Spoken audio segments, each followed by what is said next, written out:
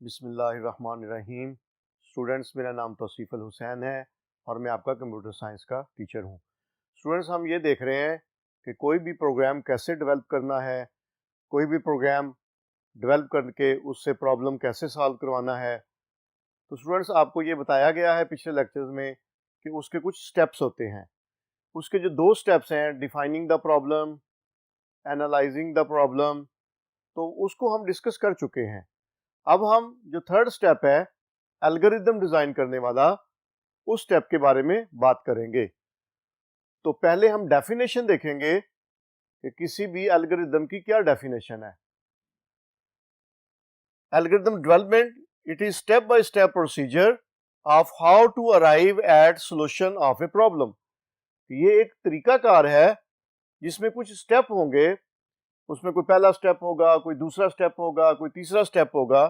तो स्टेप होंगे और वो जो स्टेप्स हैं वो हमारी हेल्प करेंगे कि हम अपने प्रॉब्लम के सॉल्यूशन तक पहुंच सकें।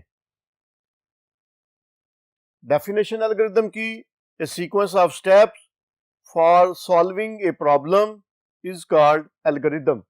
कुछ स्टेप्स होंगे किसी सीक्वेंस में, कोई पहला स्टेप होगा, कोई दूसरा स्टेप होगा, कोई तीसरा स्टेप होगा। तो वो जो सीक्वेंस होगा स्टेप का, जो हमें किसी प्रॉब्लम का सॉल्यूशन देगा, उसे एल्गोरिदम कहते हैं। अब स्टूडेंट्स, ये जो स्टेप्स होंगे, इनका जो सॉल्यूशन होगा और जो इनका सीक्वेंस बनेगा, वो एल्गोरिदम टू एल्गोरिदम चेंज हो सकता है। फॉर एग्जांपल, एक ही प्रॉब्लम है, वो 2 या 3 लोगों को दिया जाता है कि उसका एल्गोरिदम लिखें, तो मे बी उसके स्टेप मुख्तलिफ हों, क्योंकि ये जो सीक्वेंस होता है ये लॉजिकल सीक्वेंस होता है, हर बंदे की अपनी सोच के मुताबिक होता है।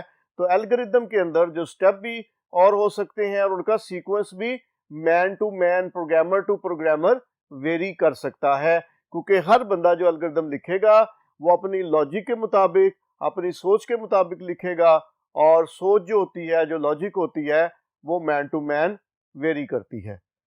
स्टूडेंट्स, मैंने आपको एल्गोरिदम की डेफिनेशन बताई है। अब हम कुछ एग्जांपल्स देखेंगे कि किसी भी एल्गोरिदम को कैसे लिखा जा सकता है, उसके स्टेप्स कैसे लिखे जाते हैं, उनमें सीक्वेंस कैसे बनाया जाता है, ताकि हम अपना प्रॉब्लम सॉल्व कर सकें। एग्जांपल है, write an algorithm to find sum and product of 2 numbers. तो ये एक प्रॉब्लम है कि हमने 2 नंबर्स हैं, उनका सम भी फाइंड आउट करना है और उनका प्रोडक्ट भी फाइंड आउट करना है। तो पहला स्टेप कौन सा है?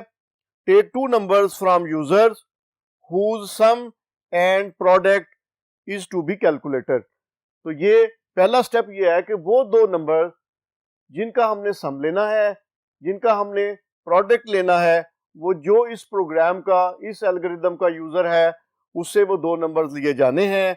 और सेकंड स्टेप में find sum of numbers by adding them.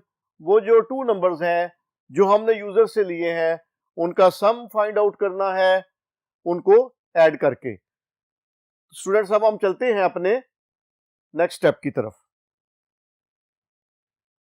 हमने सेकंड स्टेप में जो सम था वो फाइंड आउट कर लिया। अब जो थर्ड स्टेप है वो ये है कि to find product multiply 2 numbers. वो जो 2 नंबर्स हैं, हम उनको मल्टीप्लाई करके उसका हम प्रोडक्ट फाइंड आउट करेंगे। उसके बाद हम वो जो प्रोडक्ट हमारे पास आ जाएगा और जो सम हमारे पास आ जाएगा, नंबर 4 में display or print sum and product, हम उस सम को और उस प्रोडक्ट को डिस्प्ले करेंगे या उसका प्रिंट लेंगे, और हमारा एल्गोरिदम कंप्लीट हो गया, क्योंकि हम अपने प्रॉब्लम के सॉल्यूशन पर पहुंच चुके हैं। स्टूडेंट, एक और एग्जांपल है, डेली लाइफ की एग्जांपल है, जिससे तमाम लोग जिसके स्टेप से फेमिलियर होंगे, वो आपको दिखाई जाती है यहां पर। Develop an algorithm that how to contact your friend on telephone. ये एल्गोरिदम ये है कि अपने फ्रेंड को आपने कॉल करनी है, तो उसके क्या स्टेप्स होंगे। Number 1, check whether the telephone set is working और नॉट। पहला स्टेप ये है कि आप ये देखेंगे कि टेलीफोन सेट आपका काम कर रहा है, वर्किंग ऑर्डर में है या नहीं है। Number 2, dial number of your friend, अब उसके बाद आप अपने फ्रेंड का जो नंबर है वो डायल करेंगे। Number 3, after the number being dialled note the response from other side.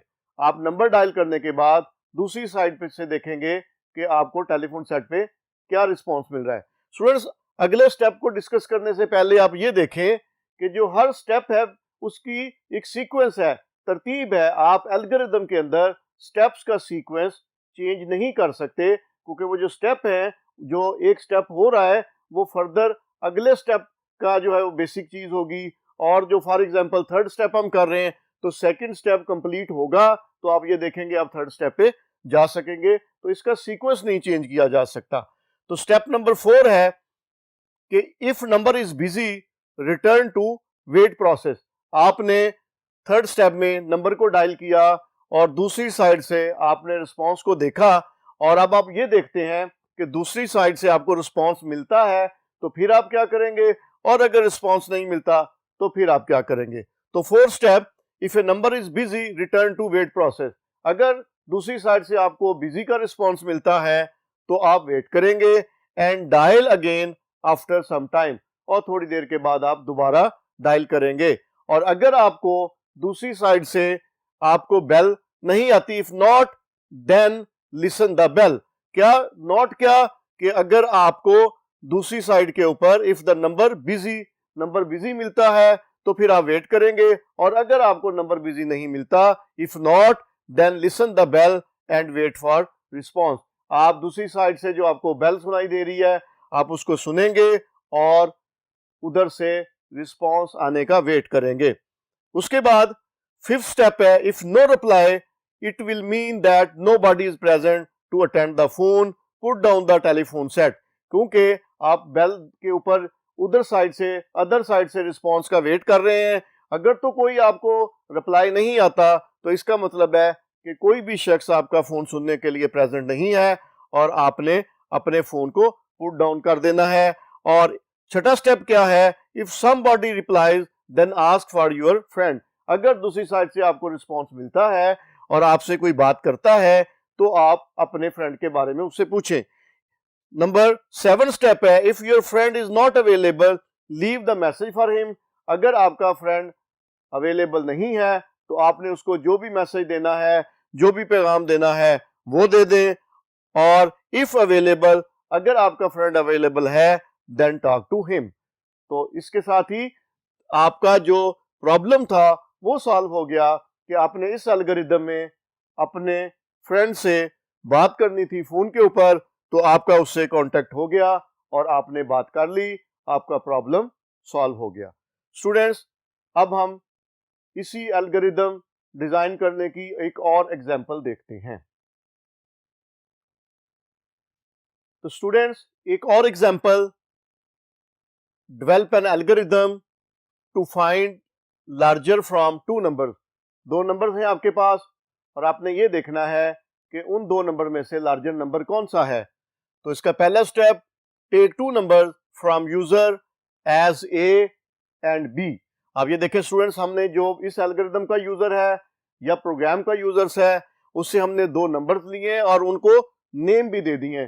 First number को हमने ए नेम दे दिया है, सेकंड नंबर को हमने बी नेम दे दिया है। ये दो वेरिएबल्स नेम है जिनमें से कोई वैल्यू आप रीड करेंगे जब यूजर फर्स्ट स्टेप को एग्जीक्यूट करेगा, चलाएगा, और वो आपको टू वैल्यूज देगा। एक वैल्यू ए में स्टोर हो जाएगी और दूसरी वैल्यू बी में स्टोर हो जाएगी। अब सेकंड स्टेप है, if A is greater than B. अगर ए ग्रेटर है बी से, डिस्प्ले ए इज ग्रेटर। अगर आपका पहला नंबर, जो फर्स्ट नंबर आपने यूजर से लिया, अगर वो ग्रेटर है, जिसको आपने ए का नाम दिया, वो सेकंड नंबर बी से अगर ग्रेटर है तो डिस्प्ले कर दें ए इज ग्रेटर।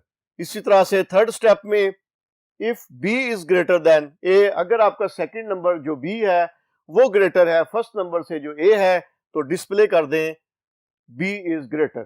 तो स्टूडेंट्स, ये एल्गोरिथम है जो आपको ये फाइंड आउट करके देता है कि दो नंबर जो यूजर ने दिए हैं उनमें से ग्रेटर नंबर कौन सा है। तो स्टूडेंट, इसके साथ ही आपका आज का लेक्चर खत्म हुआ। अल्लाह हाफिज।